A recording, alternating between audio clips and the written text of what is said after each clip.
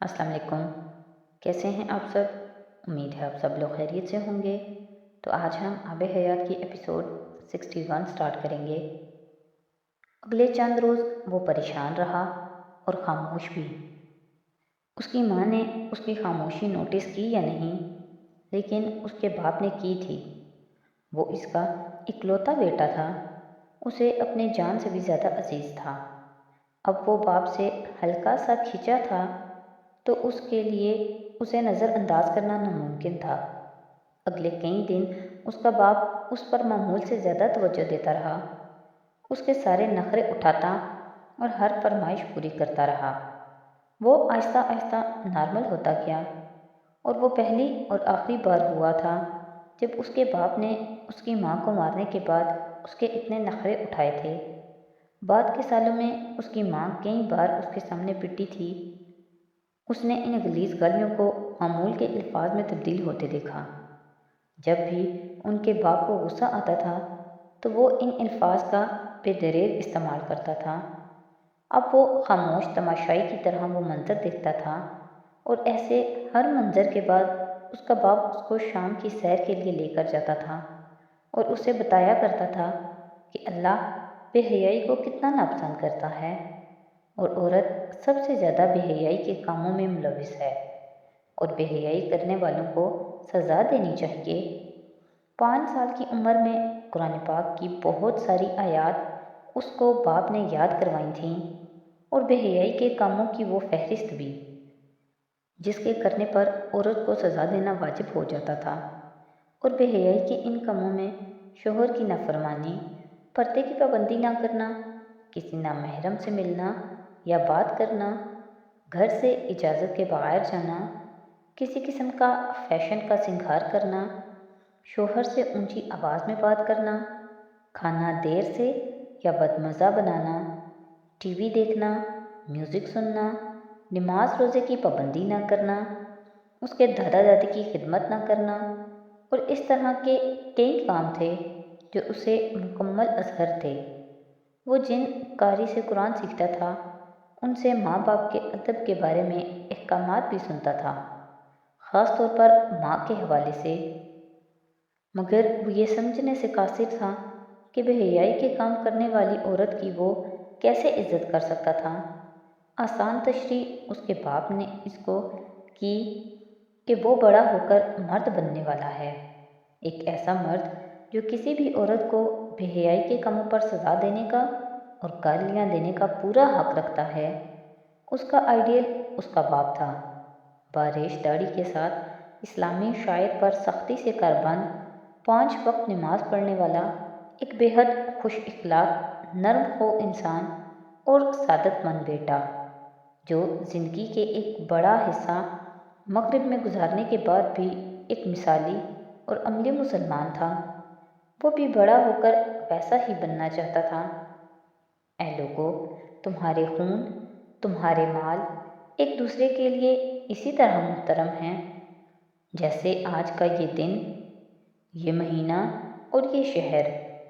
خبردار، زمانہ جاہلیت کی ہر رسم اور طریقہ آج میرے قدموں کے نیچے ہیں، اور جاہلیت کے خون معاف کر دیے گئے ہیں، اور پہلا خون جو میں اپنے خونوں سے معاف کرتا ہوں وہ ابن ربیعہ حارث کا ہے۔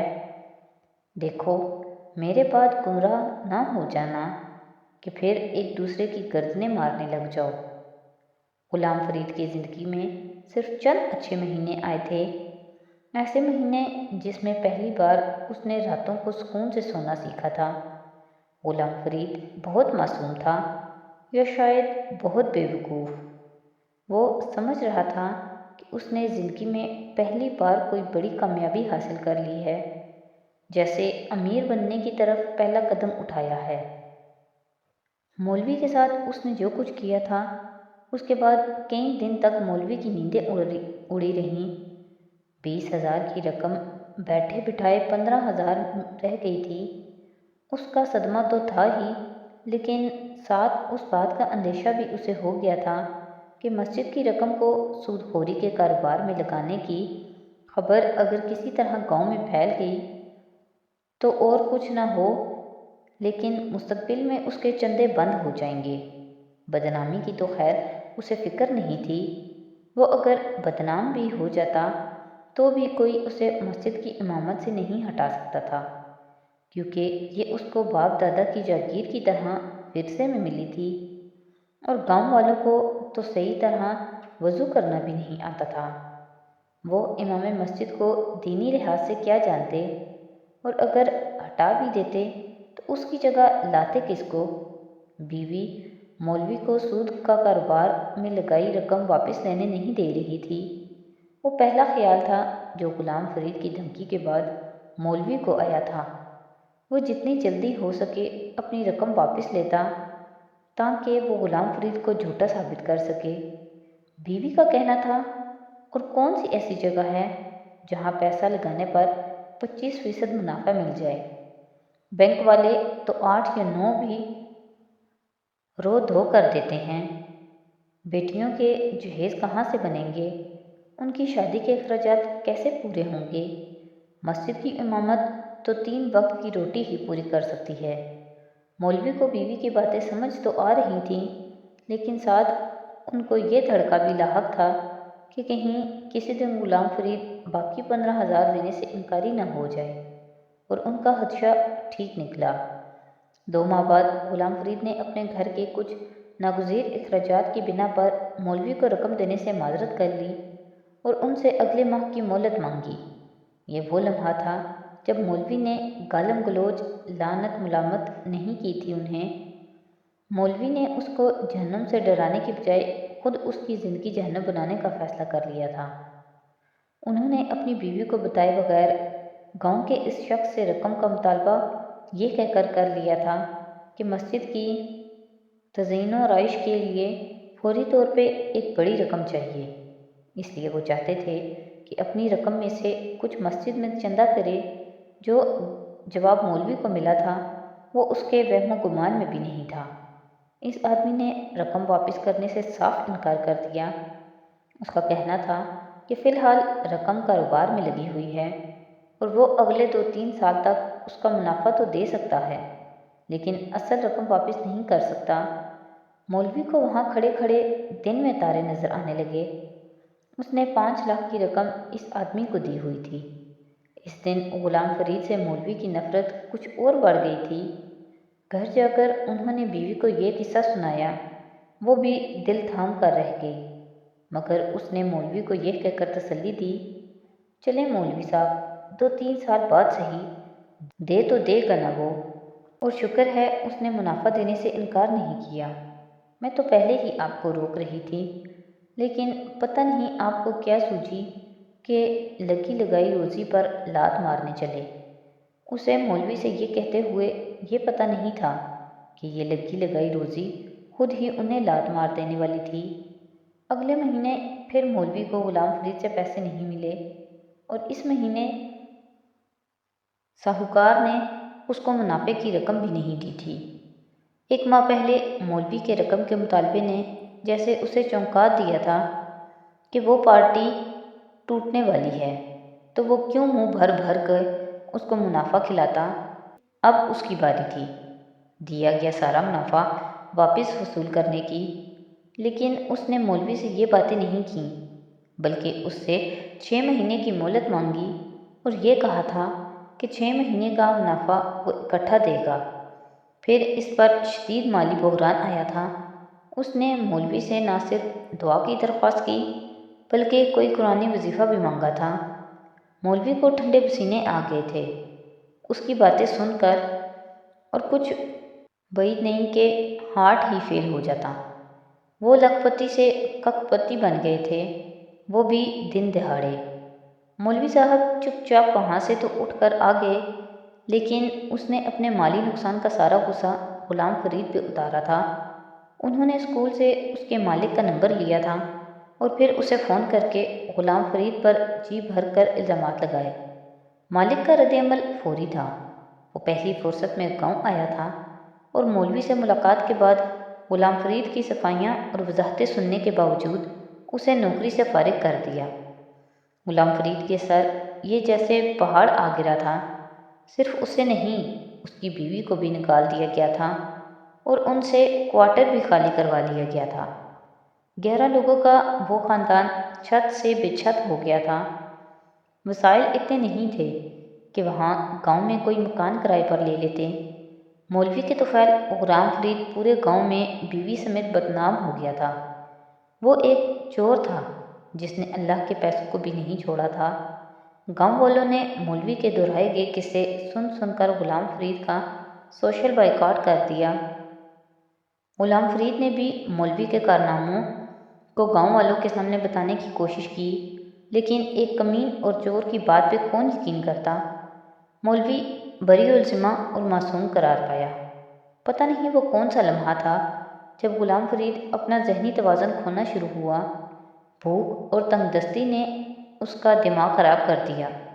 گاؤں والوں کی باتوں اور تانوں نے، لڑکپن میں داخل ہوتی بیٹیوں پر پڑتی گاؤں کے لڑکوں کی گندی نظروں اور اپنی بے بسی نے، یا پھر ان سود خوروں کی دھمکیوں نے جو اسے سود کی قسطیں ادا نہ کرنے پر بار بار اس احاطے کے ٹوٹے دروازے کے باہر کھڑے ہو کر مار پیٹ کرتے، جہاں جانوروں کے ایک باڑے کے برابر غلام فرید نے بھی لکڑی کی چھت ڈال کر وقتی طور پہ اپنے خاندان کو چھت فراہم کی تھی۔ پتہ نہیں کیا ہوا تھا غلام فرید کو۔ چنی 1 سال کی تھی جب غلام فرید نے ایک رات اپنے خاندان کے 9 کے 9 افراد کو ذبح کر دیا۔ چنی واحد بچ گئی تھی۔ وہ غلام فرید کو مری ہوئی لگی۔ 9 انسانوں کو مارنے کے بعد غلام فرید نے اپنی جان نہیں لی تھی۔ وہ زندہ ہی کب تھا؟ خاندان کو مار دینا ہی وہ حل تھا جیسے جو ایک ان پڑھ شخص نے غربت اور قرض سے نجات کے لیے نکالا تھا جب کوئی حل ہی باقی نہ رہا تھا۔ 1 سال کی چنی کو کچھ یاد نہیں تھا، نہ قاتل نہ مقتول۔